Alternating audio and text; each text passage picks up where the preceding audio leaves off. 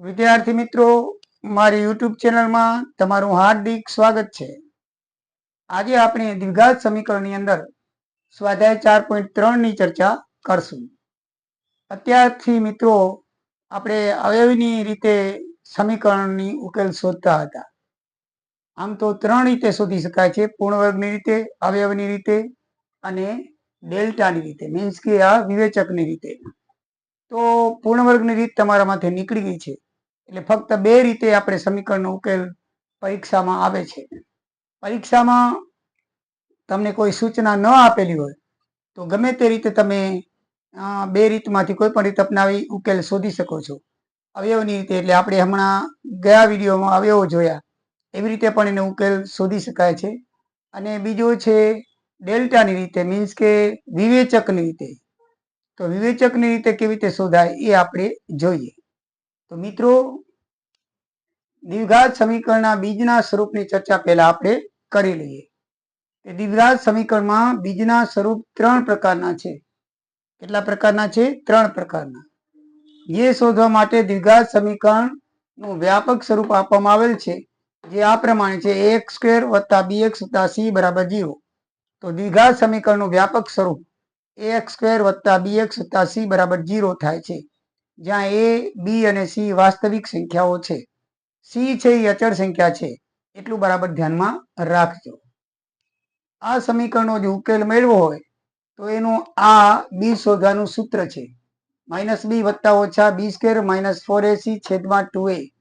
જ્યાં a બરાબર not equal to 0, જ્યાં a ની કિંમત 0 નથી, બાકીના b અને c 0 હોઈ શકે છે. બરાબર છે? તો એની કિંમત ક્યારે પણ 0 તમે લઈ શકતા નથી.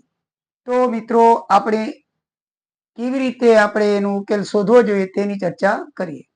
હવે આ પ્રમાણિત સ્વરૂપ છે: ax² + bx + c = 0. પ્રમાણિત સ્વરૂપ એટલે શું? તો તમને પૂછાય છે કે આ સમીકરણમાં બીજ, આ સમીકરણ તમે દાખલા તરીકે કોઈ આ સમીકરણ છે તે દ્વિઘાત સમીકરણ છે કે નહીં તે જણાવો. એક વાક્યમાં તમને પૂછાય તો હંમેશા એનો નિયમ છે કે પહેલું પદ વર્ગવાળું હોવું જોઈએ, બીજું પદ એક પદ વાળું હોવું જોઈએ, ત્રીજી પદ અચળ પદ હોવું જોઈએ. પહેલો પદ હંમેશા ભલે ચલ બદલી શકે, એક્સ ને બદલે એ પણ આવે, બી આવે, સી આવે, પણ પહેલું પદ વર્ગવાળું, પછી ઉત્તરતી ઘાતમાં હોવું જોઈએ. આ 2 ઘાત, 1 ઘાત અને અચળ. એટલે કે જો આ પહેલું પદ 2 ઘાત વાળું છે, બીજું પદ 1 ઘાત વાળું છે, ત્રીજું પદ અચળ છે. માટે આ સમીકરણને શું કહેવાય? દ્વિઘાત સમીકરણ કહેવાય. દ્વિઘાત સમીકરણ એટલે એના જે વ્યાપક સ્વરૂપ છે એ પ્રમાણે એના 3 પદ આપેલા હોવા જોઈએ. પહેલું પદ હંમેશા વર્ગવાળું હોવું જોઈએ, બીજું પદ એનાથી ઉત્તરતી ઘાત એટલે 1 ઘાત વાળું હોવું જોઈએ, અને ત્રીજું પદ 1 ઘાત નહીં એટલે અચળ પદ હોવું જોઈએ. આ 2 ઘાત વાળું છે, પછી 1 ઘાત વાળું છે, અને આ અચળ પદ છે. કોઈ પણ ઘાત હોવી જોઈએ નહીં. અચળ પદ એટલે કે કોઈ પણ વાસ્તવિક સંખ્યા હોઈ શકે.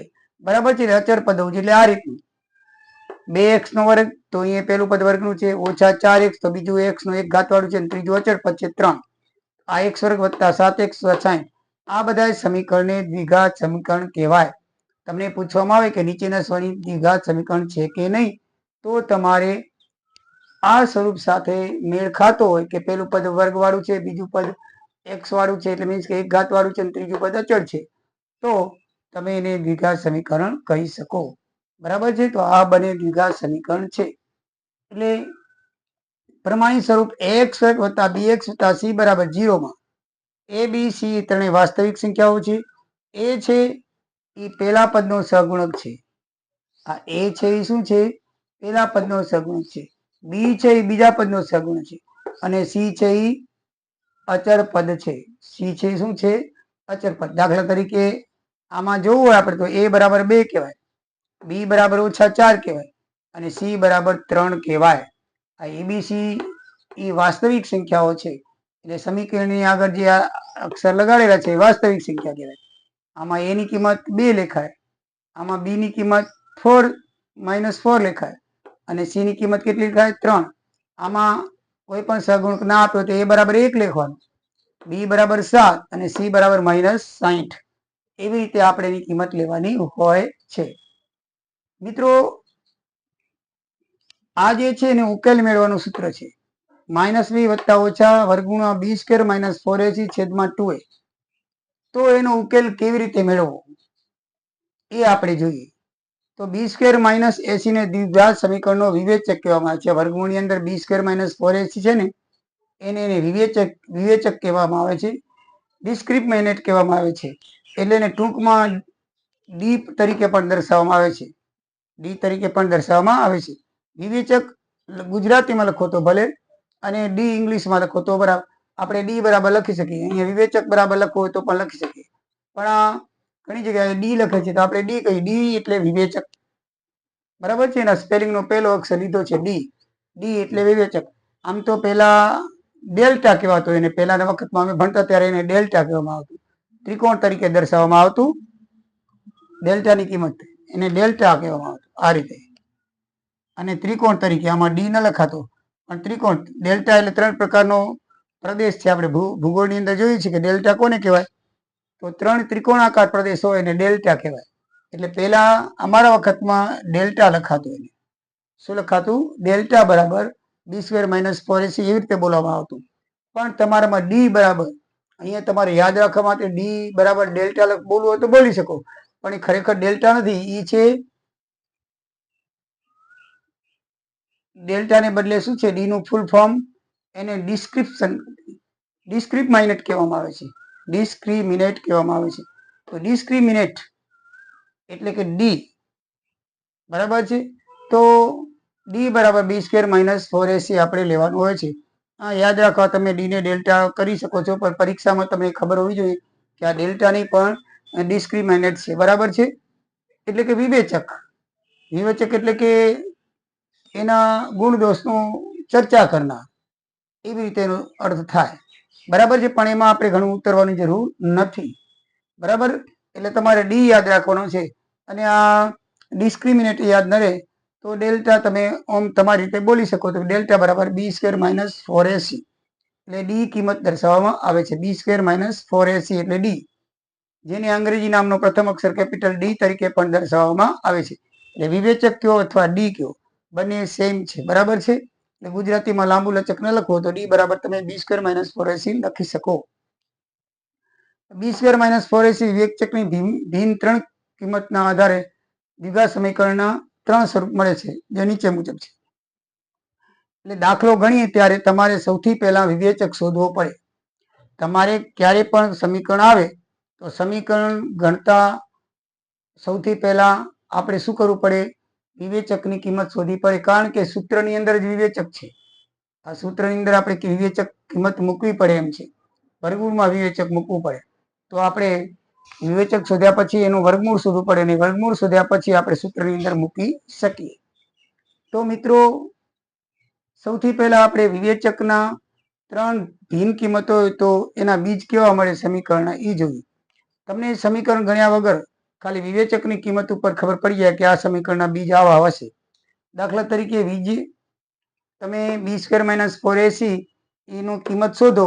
એ કિંમત કેમ શોધાય પછી શીખવાડું છું. એની કિંમત શોધો. જો ધન સંખ્યા હોય એટલે કે 0 કરતા મોટી હોય, આનું શું છે b square minus ac greater than 0, બરાબર છે.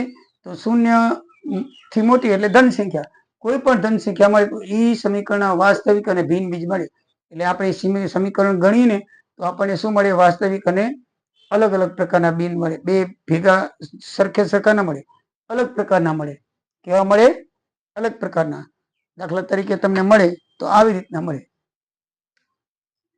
આમ દાખલા તરીકે 4/5 આમ 5 6 આવી રીતે મળે, બરાબર સમજી ગયા ને.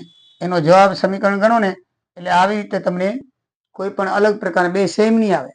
હવે જો b સ્ક્વેર માઇનસ 4ac નું કિંમત 0 આવશે. શું આવશે? 0. દાખલા તરીકે જો અહીં દાખલો ગણતા 0 આવ્યું, તો 0 આવે તો આપણે સમીકરણ આ પછી ગણીએ તો હંમેશા એના બે જવાબ સરખા આવશે. કેવા જવાબ આવશે? બે સમાન. એટલે દાખલા તરીકે 5 આવ્યો તો બીજો 5 જ આવશે, અને માનો કે બીજો વર્ગમૂળ 3 આવે તો બીજો પણ વર્ગમૂળ 3 જ આવશે. એટલે કોઈ પણ તમે બીજ લો એ શું આવશે? સમાન આવશે. કેવા આવશે? સમાન આવશે. જો ડેલ્ટા ગણો અને ઋણ સંખ્યા આવે ડેલ્ટા ગણીએ આપણે અને ઋણ સંખ્યા આવે. દાખલા તરીકે આ દાખલા નંબર 1 માં દીધું, ડેલ્ટાની કિંમત -31 આવી, વિવેચકની કિંમત 31 આવી, તો એ સમીકરણના બીજ અસ્તિત્વ ધરાવતા નથી એમ લખી નાખવાનું. સમીકરણના બીજ કોઈ અસ્તિત્વ ધરાવતા નથી. હવે દાખલો તમને કઈ રીતે પૂછાય? દાખલો તમને એ રીતે પૂછાય, દાખલા તરીકે 4.3 નો એક દાખલો છે, એની અંદર તમને એમ પણ પૂછે કે તેમને એના વાસ્તવિક બીજ શોધો. બરાબર છે? બીજનો પ્રકાર જણાવો અને તે વાસ્તવિક બીજ હોય તો તેનો ઉકેલ શોધો. એટલે સૌથી પહેલા બીજનો પ્રકાર જણાવવાનો. બીજનો પ્રકાર એટલે 3 પ્રકાર છે. ડેલ્ટાની 3 કિંમત હોય. મેં લખ્યું છે ને એમાં કે ડેલ્ટાના સ્વરૂપ 3 પ્રકારના છે, ધન, શૂન્ય અને ઋણ. આ 3 પ્રકારની કિંમતો હોય છે એની. તો આ ધન, શૂન્ય, 3 એની કિંમત છે, તો એના 3 સ્વરૂપ થાય ડેલ્ટાના. એની કિંમત ધન હોય તો ડેલ્ટાની કિંમત ધન હોય તો આપણને કેવા બીજ મળે? ભિન્ન અને વાસ્તવિક, એટલે અલગ અલગ પ્રકારના, બે જુદા જુદા. પછી ડેલ્ટાની કિંમત 0 હોય તો બંને સમાન બીજ મળે, વાસ્તવિક અને સમાન. અને જો ડેલ્ટાની કિંમત ઋણ હોય, માઇનસ હોય, તો કોઈ બીજ અસ્તિત્વ ધરાવતા નથી. કાંઈ પણ લખવાનું નહીં, આ રીતે જવાબ લખી નાખવાનો. આ સમીકરણના બીજ અસ્તિત્વ ધરાવતા નથી. દાખલો પૂરો. પછી આગળ ગણવાનો હોતો નથી. ધ્યાન રાખજો. એટલે કે ડેલ્ટાની કિંમત 3 રૂપની હોય છે અને એના સ્વરૂપ 3 પ્રકારના હોય છે. ડેલ્ટાની કિંમત ધન હોય તો એનું સ્વરૂપ ભિન્ન બીજ હોય, ડેલ્ટાની કિંમત શૂન્ય હોય તો એનું સમાન બીજ હોય, અને ડેલ્ટાની કિંમત ઋણ હોય તો બીજ અસ્તિત્વ ધરાવતા નથી, બીજ જ ન હોય. બરાબર છે? તો મિત્રો આ રીતે તમે આ ડેલ્ટાના સ્વરૂપની ચર્ચા કરી શકો. તમને એમ પૂછાય કે ડેલ્ટાની કિંમત શોધીને તેના સ્વરૂપની ચર્ચા કરો, તો ડેલ્ટાની કિંમત કેવી રીતે શોધાય? તો ડેલ્ટાની કિંમત આપણે શોધવી હોય તો એ, બી અને સી ડેલ્ટાના સ્વરૂપમાં આવે છે, એની કિંમત સમીકરણ મુજબ મૂકી અને એની કિંમત શોધી શકીએ છીએ. બરાબર છે? એ ડેલ્ટાની કિંમત કેવી રીતે શોધાય? દાખલા તરીકે આપણે દાખલો પેલો લઈએ, 2x² - 3x + 5. તમારા દાખલા નંબર 1 4.3 નો છે. 4.3 દાખલા નંબર 1 એ તમે ગણો તો 2x² - 3x + 5 બરાબર 0 આપેલું છે. તો પહેલું પદનો સહગુણક a કહેવાય, બીજા પદનો સહગુણક -3b કહેવાય, અને ત્રીજું પદ હંમેશા c ને 5 કહેવાય. બરાબર છે? ધ્યાનમાં રાખવાનું. હવે abc પહેલું પદ, bb એટલે બીજું પદ, c એટલે ત્રીજું પદ, એના આગળના આંકડા સહગુણક લેવાના. તો એ સહગુણક આપણે આ abc લખેલું છે એની અંદર મૂકી દો, ડી માં મૂકી દો. ત્રણેય વાસ્તવિક સંખ્યાની કિંમત ડી માં મૂકતા ત્રણેય વાસ્તવિક સંખ્યાઓ આવી. એબીસી શું છે? વાસ્તવિક સંખ્યાઓ છે. એબીસી શું છે? એ વાસ્તવિક સંખ્યાઓ છે. મેં અહીંયા લખેલું છે એબીસી એ વાસ્તવિક સંખ્યાઓ છે. આ એબીસી ત્રણેય વાસ્તવિક સંખ્યાઓ છે. બરાબર છે? ત્યાં પ્રથમ પદનો સહગુણક a, બીજા પદનો સહગુણક b અને ત્રીજા પદ એટલે c. એટલે પહેલા પદનો સહગુણક a2 - b એ b કહેવાશે, -3 b કહેવાશે, અને ત્રીજું પદ અચળ એટલે c 5 કહેવાશે. આની અંદર કિંમત મૂકી દો, b નો વર્ગ એટલે b આમાં કેટલી કિંમત છે? -3, તો -3 નો વર્ગ, -3 નો વર્ગ, -3 નો વર્ગ કેટલો થાય? 9 થાય. કેટલો થાય? -3 × -3 + 9 થાય.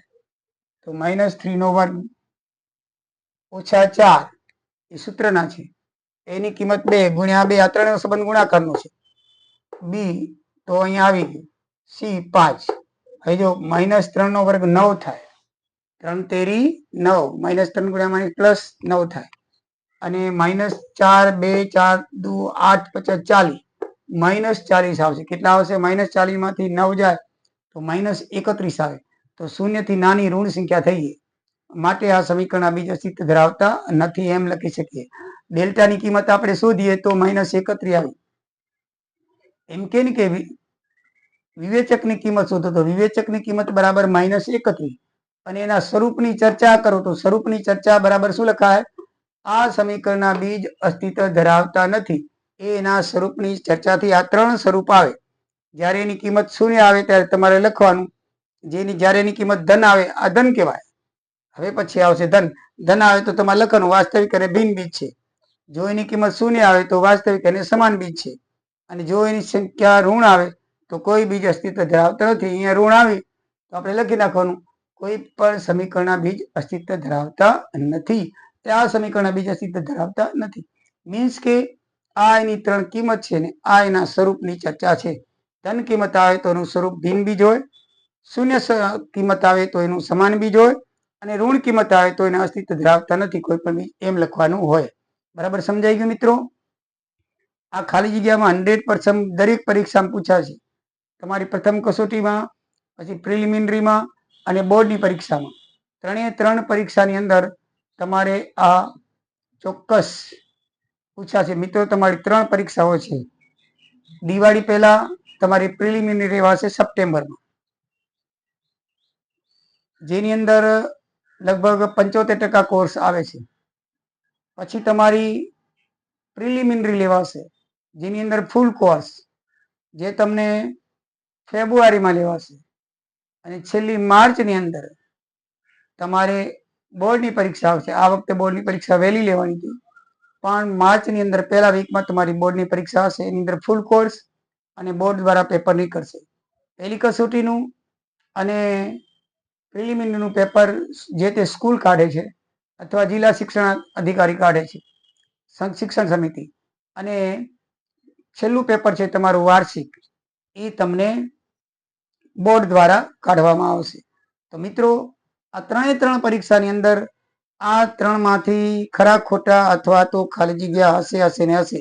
એટલે બરાબર તમારે પાકું કરી લેવાનું કે વિવેચકની કિંમત ધન હોય તો વાસ્તવિક અને ભિન્ન બીજ મળે, વિવેચકની કિંમત શૂન્ય હોય તો વાસ્તવિક અને સમાન બીજ મળે, અને વિવેચકની કિંમત ઋણ હોય તો કોઈ બીજ અસ્તિત્વ ધરાવતા નથી. આ બરાબર છે. એના ઉલટું પણ પૂછી શકે. વાસ્તવિક અને ભિન્ન બીજ હોય તો વિવેચકની કેવી કિંમત હોય તો લખવાનું ધન. બરાબર. વાસ્તવિક અને સમાન બીજ હોય તો વિવેચકની કેવી કિંમત હોય તો શૂન્ય. અથવા બરાબર b² - 4ac બરાબર ખાલી જગ્યા, એમ પૂછી નાખે. લખે કોઈ બીજ અસ્તિત્વ ધરાવતા નથી, માટે b² - 4ac બરાબર ખાલી જગ્યા, એવી રીતે પૂછી નાખે છે. બરાબર ને?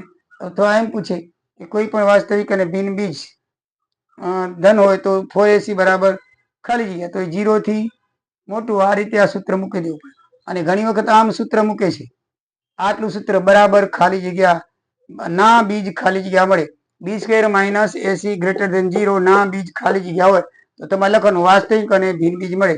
પછી એમ પણ પૂછે b² - 4ac બરાબર 0 ના બીજ ખાલી જગ્યા હોય તો વાસ્તવિક અને સમાન બીજ હોય.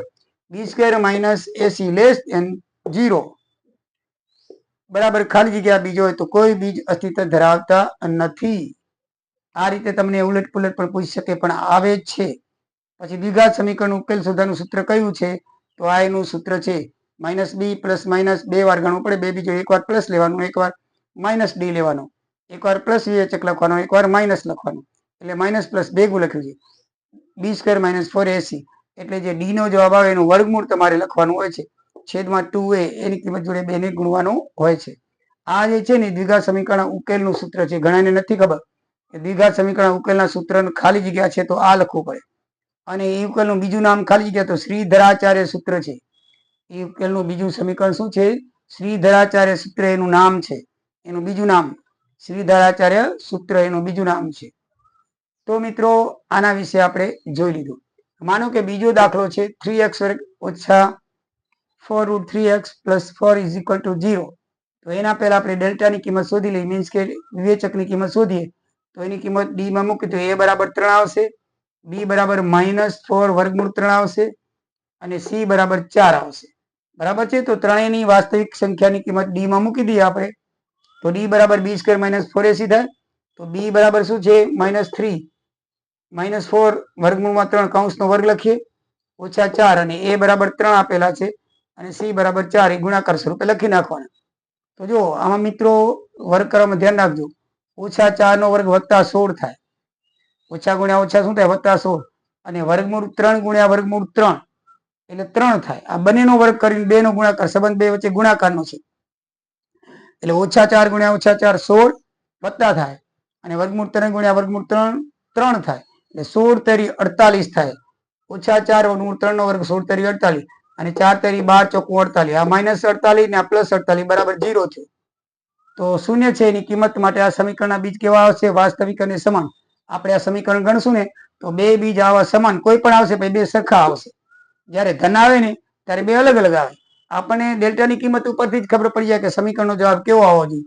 ધન આવે તો બંને બીજ અલગ અલગ આવશે, સેમ કોઈ દી નહીં આવે. પણ જો ડેલ્ટાની કિંમત શૂન્ય આવી તો બે સેમ આવશે. કોઈ પણ અક્ષર છે બંને સેમ આવશે. 5 5 4 4 3 3 2/3 ગમે તે હશે, પહેલો જવાબ એ જ બીજો જવાબ હશે. તો મિત્રો આપણે ગણીએ તો શૂન્ય આવ્યું. તો હવે ઉકેલ શોધવાનું સૂત્ર આ છે. કારણ કે અહીંયા ઉકેલ ન શોધ્યો, કારણ કે બીજ અસ્તિત્વ ધરાવતો નથી. એટલે જ્યારે જ્યારે માઇનસ ડેલ્ટા આવી જાય ત્યારે તમારે દાખલો નહીં ગણવાનો, આ લખી નાખવાનું, આ સમીકરણ બીજ અસ્તિત્વ ધરાવતા નથી.